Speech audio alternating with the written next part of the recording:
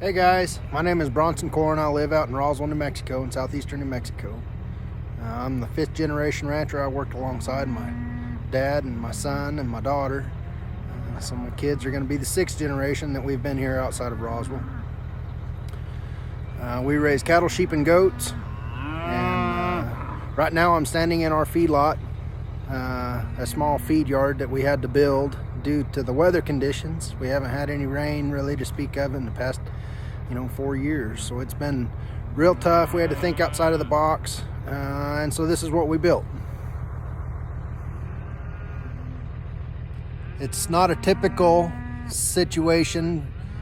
Most of the time these feedlots, they are they're in straight lines and your pens are in squares. Well, this one's in a circle, and so down in the middle where you see those pipes standing up is a big round pen. And outside of that, there's 16 different pens. That is a shade that we stuck in for some sheep.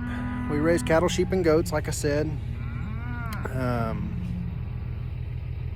Every day, this is the feed truck.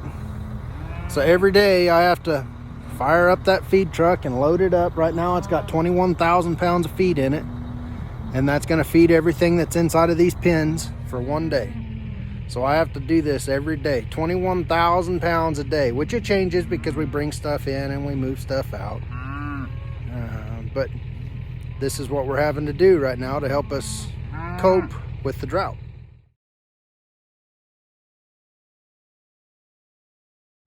So this is what it looks like inside the cab of this truck. As you can tell, I've already fed a bunch of stuff so far. So now I'm only down to 4,350-ish pounds. This is my feed sheet. So this tells me how many pounds per pen. So I will attempt to show you what it looks like as I'm feeding. I don't know, this might be a chore. See there, mama right there had a brand new baby. Brand new. Cool. Okay, y'all ready? Let's see if I can do this without running into the feed bunk. This is how I turn on the chain to get it to where it's dumping out the feed.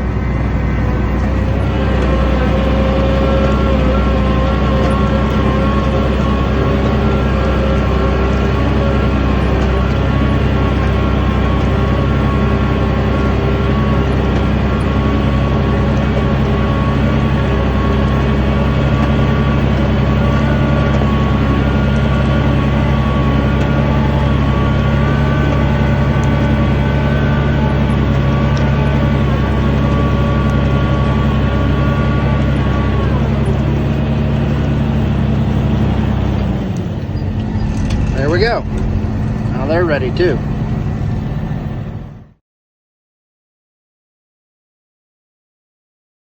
So these are our guard dogs, or some of our guard dogs. I think there's 5 with this set of sheep. But they protect our sheep, or really help to protect our sheep from coyotes, and bobcats, and mountain lions. They're very vocal. Yeah.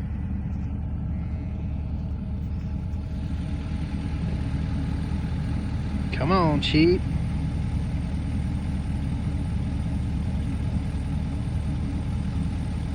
So these are all mamas, or gonna be mamas. Their babies are gonna start being born about the middle of April. And so here in about another 25 days or so, we're going to get the ewes, all of our sheep up, and there's some people that come in and they're going to shear them. So we're going to take off their wool. And the reason why we have to shear them is if you don't shear them, it gets really hot in Roswell and they will essentially have a heat stroke. It can kill them. The wool is very, very good insulation. The sheep right now, they are not cold at all. There can be 2 foot of snow and these sheep are going to be perfectly fine because the wool is so warm. But that's why we have to shear them, because if we don't, they'll get really hot, and the only way they can lose their wool naturally without us shearing them, and the shearing them does not hurt them at all. It's just like like whenever you get your hair cut, those clippers that they use on your hair, Well, it's the same thing, but it's a lot bigger. And so it doesn't hurt them at all to shear them. But we have to take it off, because if we don't, the only way that they can lose their wool is if they get so hot they will run a fever, and then their wool will fall off of them. But I wouldn't want to get sick for my hair to fall off. So I know they certainly don't want to get sick to have their hair fall off either.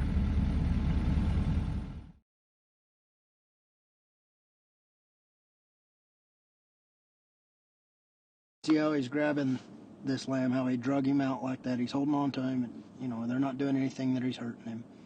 But there's where he's taking off the belly wool. And the belly wool is good wool, but it's got a lot of dirt and a little bit of trash in it. And so we want to keep it separate from the rest of our wool, the main wool. And you can see where he's shearing now, that's where we're going to get all the tags. And what we call tags is wool that's got manure in it, and it's the lowest quality of the wool. So we want to make sure that we keep it all separate as well. And if you look around on the floor, you can see a little bit of the tags that are, and what she's doing there as well is pulling off the tags. So we're trying to keep it off of the rest of our good wool, is the main purpose of why she's doing that. But as you can see, by the way he's holding these lambs, that they don't fight, they don't struggle.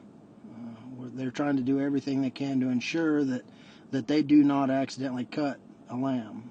I'm not going to tell you that they don't ever accidentally cut one, because it does happen. But they take all precautions to ensure that it does not happen.